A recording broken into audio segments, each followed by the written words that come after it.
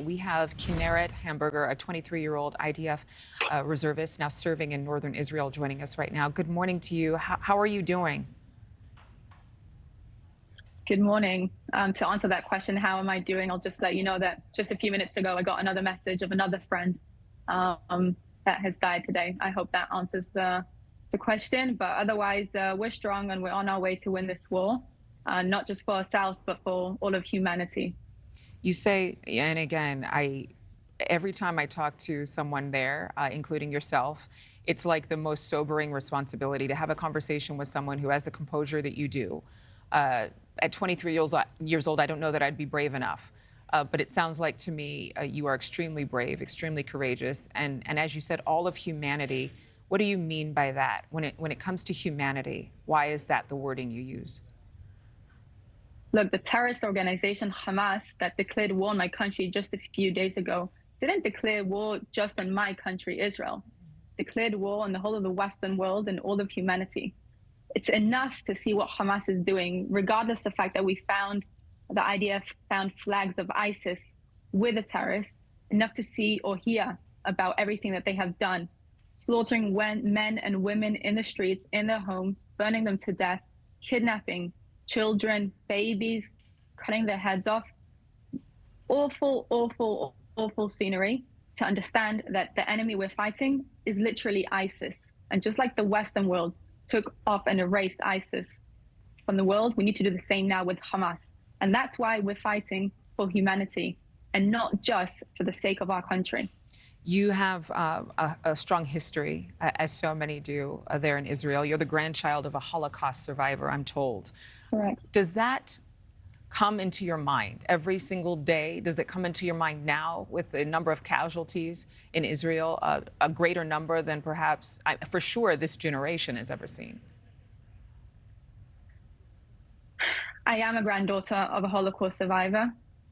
And I grew up knowing that I will serve in the IDF and I will become an officer. And to me, it's a privilege to be able to protect my people and to protect the state of Israel. Because my grandpa John's family in the Holocaust didn't have an army and didn't have all the strength to do so. It took years for the international community to get themselves together and put themselves on the right side of history and make the moral decision. So for me, standing here today, A, it's not obvious, and B, it's a privilege, and C, this is what we're meant to do. This is our obligation to our people, to our nation, and honestly, to the world. When you are preparing to go out, will you face combat? Do you know, I know you can't speak to specific assignments, but do you believe that you will face combat?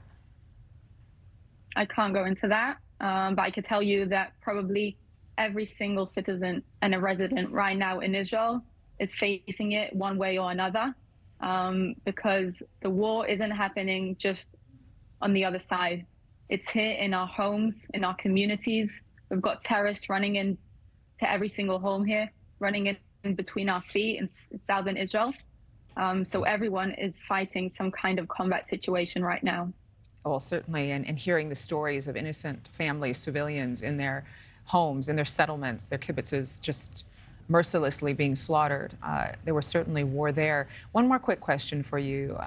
In terms of what victory looks like, I would imagine that going into battle, you have to have an idea of what it looks like when Israel wins. What is that picture in your mind? Well, we have a saying in Hebrew, Am Yisrael Chai. The people of Israel, the Jewish nation, are alive, and we are here. And we said it during the Holocaust, we said it after the Holocaust, and we're saying it now. On the practical side, I'm not going to go into it, but be assured that we're going to win this war, not just for the sake of ourselves, but also for the sake of all of humanity and the United States and all our allies around the world.